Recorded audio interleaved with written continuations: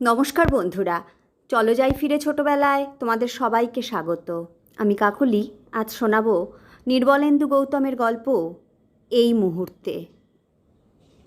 গাড়িটা দাঁড় করাতেই গেটের ডান দিকের বড় গাছটার অন্ধকার তলা থেকে প্রায় ছুটতে এসে দরজাটা খুলে গাড়িতে উঠে পড়ল চন্দন।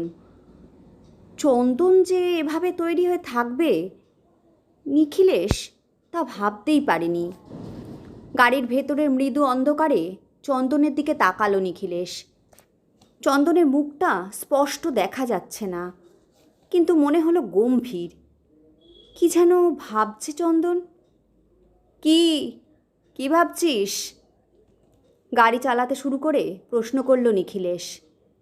ইচ্ছে করেই বুঝি চন্দন কোনো উত্তর দিল না। হাসল নিখিলেশ, বলল, ঠিক আছে, ভেবে যা তুই। বলেই যেমনিভাবে গাড়ি চালাচ্ছিল তেমনিভাবেই গাড়ি চালাতে থাকলো নিখিলেশ। একা একা রাতে বোলপুর পর্যন্ত গাড়ি চালিয়ে যেতে ঠিক ভরসা পাচ্ছিল না নিখিলেশ। সেজন্যেই চন্দনকে খানিক আগে টেলিফোন করে বলেছিল সঙ্গে যাবার জন্য। একবারই রাজি হয়ে গিয়েছিল চন্দন। চন্দন যদি রাজি না হতো তাহলে ভারী মুশকিলে পড়তো নিখিলেশ। এভাবে হঠাৎ তার সঙ্গে কখনোই যেতে চাইতো না কেউ। অবশ্য সুদীপ যদি থাকতো তাহলে কিছু ভাবতই না নিখিলেশ। বলতে গেলে নিখিলেশের ছায়া সঙ্গী ছিল সুদীপ। নিজেই গাড়ি চালিয়ে নিখিলেশকে নিয়ে চলে যেত বোলপুর। সুদীপের গাড়ি চালাবার হাতটাও ছিল চমৎকার। বছর দেড়েক আগে হঠাৎ ম্যালিগন্যান্ট ম্যালেরিয়ায় সুদীপ সবাইকে ছেড়ে চলে গেছে।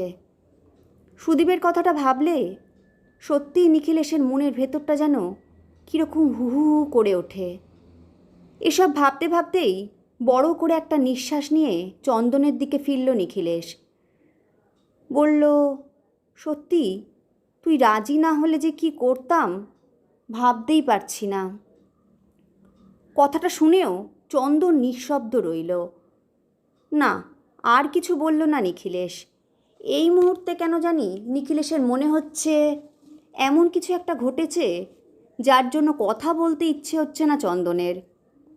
কিন্তু কি ঘটতে পারে?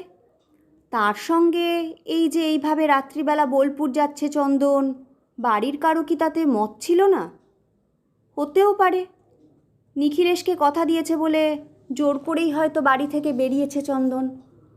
হয়তো ঝগড়াও করতে হয়েছে খানিকটা। সেজন্যেই সম্ভবত মেজাজটা ঠিক নেই চন্দনের। মেজাজটা ঠিক নেই বলেই কথাও বলছে না। যাকগে, কতক্ষণ আর এমনিভাবে মেজাজ খারাপ করে চুপ করে থাকবে? কথাটা ভেবেই সামনের দিকে তাকিয়ে নিঃশব্দে গাড়ি চালাতে থাকলো নিখিলেশ। ঠিক 9টায় বড় পিসিমার টেলিফোন এসেছিল বোলপুর থেকে। হঠাৎই বড় পিসেমশাই অসুস্থ হয়ে পড়েছেন। যত তাড়াতাড়ি সম্ভব 2টো ইঞ্জেকশন দিতে হবে তাঁকে। একটা পাওয়া গেছে বোলপুরেই, আরেকটা পাওয়া যায়নি। কলকাতার বড় কোনো দোকানে পাওয়া যাবে সেটা। নিখিলেশকেই সেটা কিনে রাত ফুরোবার আগে পৌঁছে দিতে হবে। টেলিফোনেই ইঞ্জেকশনটার নাম লিখিয়ে দিয়েছিলেন বড় পিসিমা। সঙ্গে সঙ্গেই বেরিয়ে পড়ে ইঞ্জেকশনটা কিনে এনেছিল নিখিলেশ। তারপর চন্দনকে টেলিফোন করে গাড়ি নিয়ে বেরিয়ে পড়েছিল। গাড়িটা গোলমাল না করলে 3টে থেকে 3:30-এর মধ্যেই বোলপুর পৌঁছে যাবে নিখিলেশ। হেডলাইটের আলোয় সামনের রাস্তার দিকে চোখ রেখে অকারণেই সুদীপের কথা ভাবতে ভাবতে নিখিলেশ বুঝি নিজের মধ্যেই নিজে হারিয়ে যেতে থাকলো।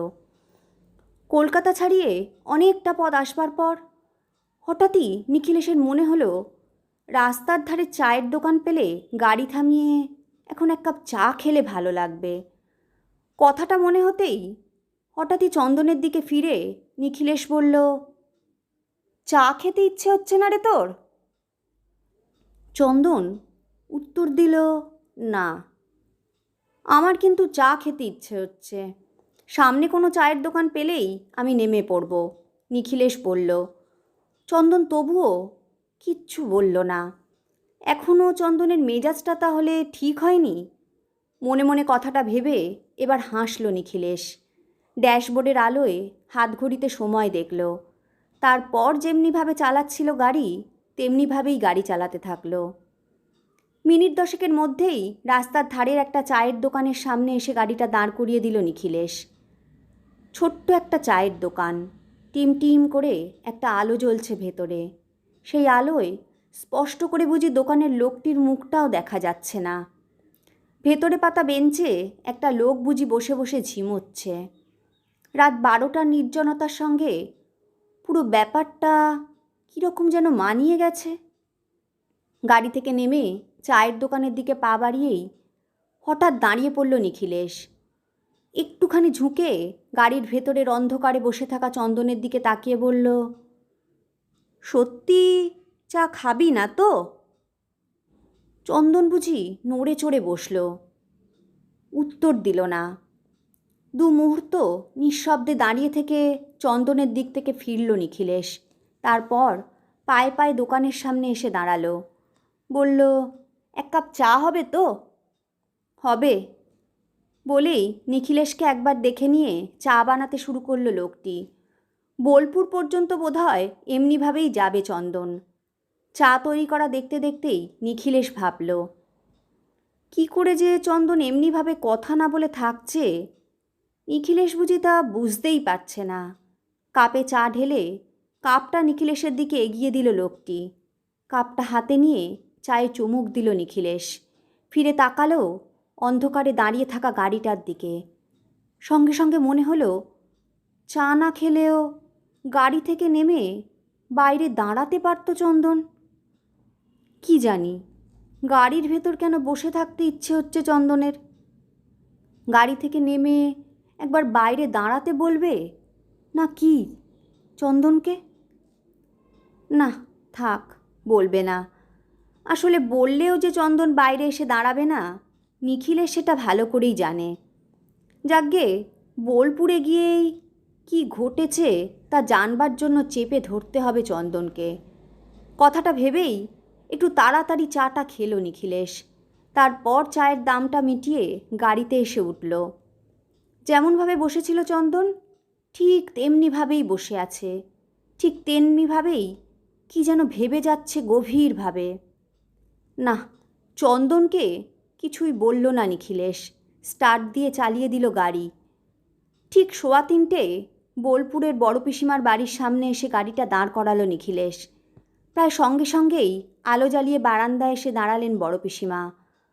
বড় পিসিমা তাহলে জেগেই ছিলেন, অপেক্ষা করছিলেন গাড়ির শব্দ শোনার জন্য।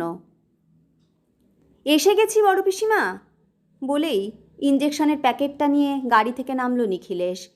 তারপর চন্দনের দিকে ফিরে বলল, নেমে আয় বলেই বারান্দার দিকে পা বাড়ালো নিখিলেশ। চন্দনের কাছ থেকে কোনো উত্তরের জন্য অপেক্ষা করল না।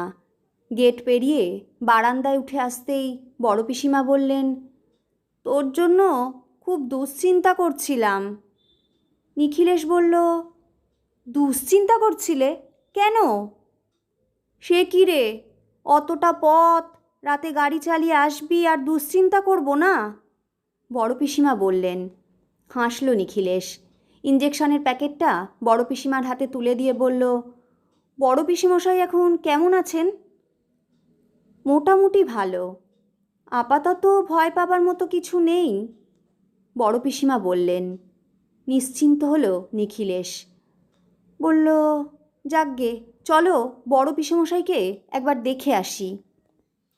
চল বলে নিখিলেশকে নিয়ে পা বাড়ালেন বড় পিসিমা। প্রায় সঙ্গে সঙ্গেই চন্দনের কথা মনে হলো নিখিলেশের। দাঁড়িয়ে পড়ে ফিরে তাকালো চন্দনকে দেখবার জন্য। না, চন্দনকে কোথাও দেখতে পেল না নিখিলেশ। তার মানে চন্দন এখনও গাড়ি থেকে নামেনি?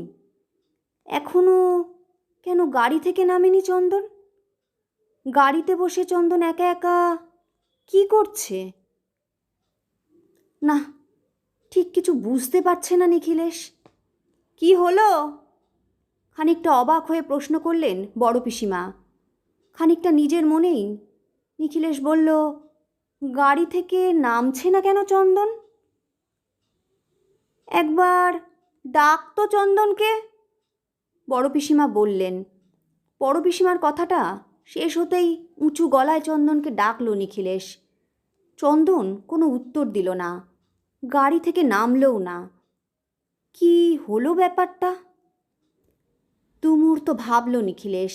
তারপর হঠাৎ বড় পিসিমাকে বলল, একটু দাঁড়াও।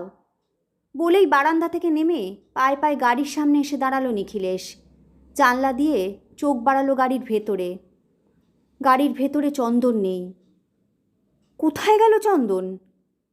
গাড়ির ভেতর থেকে চোখ সরিয়ে এনে অন্ধকার ঢাকা চারদিকটা একবার ভালো করে দেখল নিখিলেশ। না, চন্দনকে দেখতে পেল না। মনে হচ্ছে যেন অন্ধকারের মধ্যে মিলিয়ে গেছে চন্দন। নিখিলেশের বুকের ভেতরটা যেন কেমন করে উঠল। ফের খানিকটা অধৈর্য গলায় চন্দনের নাম ধরে ডাকল নিখিলেশ। না, চন্দন এবারও সাড়া দিল না। নিখিলেশ ঠিক ভেবে পেল না কি করবে এখন। বড় পিসিমা বারান্দা থেকেই বললেন, কি হলো রে নিখিল? চন্দনকে পাচ্ছি না, অসহায়ভাবে বলল নিখিলেশ। অবাক হলেন বড় পিসিমা। বললেন, চন্দনকে পাচ্ছি না মানে? গাড়িতেও নেই চন্দন, বাইরেও নেই, এই যে ডেকে যাচ্ছি সাড়াও দিচ্ছে না। তেমনি অসহায়ভাবেই বলল নিখিলেশ। বারান্দা থেকে নেমে এলেন বড় পিসিমা। কি যেন ভাবলেন, তারপর বললেন, ইচ্ছে করে তোকে ঘাবড়ে দিয়ে মজা করবার জন্য কোথাও লুকোয়নি তো রে চন্দন? না, তা করবে কেন? অন্যমনস্কভাবে বলল নিখিলেশ। দু মুহূর্ত চুপ করে থেকে বড় পিসিমা বললেন, আসবার পথে তোর সঙ্গে রাগারাগি হয়নি তো? নিখিলেশ বলল, না না, রাগারাগি হবে কেন? বাড়ি থেকে বোলপুর পৌঁছানো পর্যন্ত একটা কথাও হয়নি ওর সঙ্গে। সে কি রে, একটা কথাও হয়নি কেন? অবাক হয়ে প্রশ্ন করলেন বড় পিসিমা। নিখিলেশ বলল, কোনো কারণে বোধহয় মেজাজটাও ঠিক ছিল না। কথাটা শুনে কি যেন ভাবলেন বড় পিসিমা। তারপর বললেন, কি জানি, কিছু বুঝতে পারছি না। যাকগে, তুই ভেতরে চল, কিছুক্ষণ দেখে নি, তারপর ভাবা যাবে কি করব। সেটাই ঠিক, মনে মনে ভাবল নিখিলেশ। তারপর শেষ রাতের অন্ধকারে ঢাকা চারদিকটা একবার দেখে নিয়ে বড় পিসিমার দিকে ফিরে বলল, তাই চলো। সকালে আলো ফুটল, কিন্তু চন্দনের কোনো খবর পাওয়া গেল না। অস্থিরভাবে বারান্দায় এসে দাঁড়ালো নিখিলেশ। রাস্তার দিকে চোখ রাখল। বড় পিসিমাও এসে দাঁড়ালেন পাশে। বললেন, ব্যাপারটা কি বলতো? বুঝতে পারছি না, নিখিলেশ বলল। বড় পিসিমা বললেন, কিছু বুঝতে পারছি না বললে তো চলবে না, কিছু একটা তোকে করতেই হবে। কিন্তু কি করব তা ঠিক বুঝতে পারছি না, অন্যমনস্কভাবে বলল নিখিলেশ। ভেতরে টেলিফোন বাজছে। দ্রুত পায়ে টেলিফোন ধরতে চলে গেলেন বড় পিসিমা। বারান্দা থেকে নামবার জন্য পা বাড়ালো নিখিলেশ। ঠিক তক্ষুনি বড় পিসিমার রীতিমতো উত্তেজিত ডাক ভেসে এলো ভেতর থেকে। কি হলো? ঘুরে প্রায় ছুটতেই ভেতরে এলো নিখিলেশ।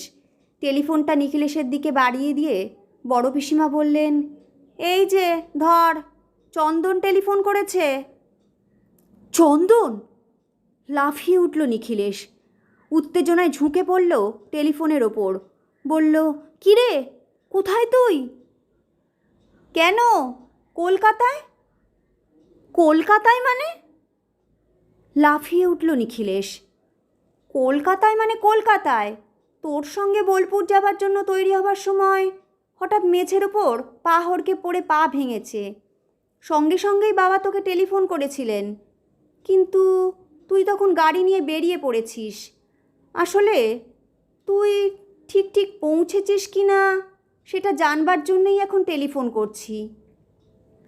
না, কিছু উত্তর খুঁজে পেল না নিখিলেশ। অসহায়ভাবে ঘামতে থাকলো। চন্দন বলল, কিন্তু তুই আমায় ডাকতে আসিসনি বলে অবাক লাগছে। কেন আসিসনি বলতো? অসহায়ভাবেই এবার টেলিফোনটা নামিয়ে রাখল নিখিলেশ। বড় পিসিমা সঙ্গে সঙ্গে বললেন, কি বলল চন্দন?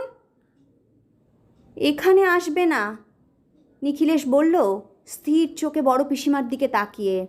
বলেই দ্রুত পায়ে বারান্দায় এসে দাঁড়ালো। বড় পিসিমা অনেক প্রশ্ন করবেন এখন, কিন্তু নিখিলেশ এখন কোনো প্রশ্নেরই উত্তর দিতে পারবে না। এই মুহূর্তে নিখিলেশ স্পষ্টই বুঝতে পারছে চন্দনদের বাড়ির সামনে পৌঁছতেই যে তার গাড়িতে উঠে এসে বসেছিল সে চন্দন নয়, সুদীপ, নিখিলেশের ছায়া সঙ্গী। চন্দন যেতে না পারলে বাধ্য হয়ে একা বোলপুর আসতে হতো নিখিলেশকে, কিন্তু সুদীপ তা হতে দেবে কেন? তাই অমনিভাবে উঠে পড়েছিল নিখিলেশের গাড়িতে। একটু ভালো করে দেখলে নিখিলেশ ঠিক বুঝতে পারত চন্দন নয়, সুদীপই ছিল সে। গাড়ির ভেতরের আবছা অন্ধকারে তার পাশে বসে থাকা সুদীপের সেই ছায়া শরীরটাকে ভাবতে ভাবতে নিখিলেশ বুঝি শিউরে ওঠা এক অনুভবের মধ্যে একটু একটু করে তলিয়ে যেতে থাকলো। কেমন লাগলো বন্ধুরা? গল্পটা যদি তোমাদের ভালো লাগে তাহলে অবশ্যই লাইক, শেয়ার, কমেন্ট করো কিন্তু। আর আমার চ্যানেলে যারা নতুন বন্ধু তারা আমার চ্যানেলটা সাবস্ক্রাইব করে নিও, আর পাশে থাকা বেল আইকনটা বাজাতে ভুলো না যেন। আজ তবে আসি, আবার আসবো আগামী পর্বে অন্য কোনো গল্প নিয়ে।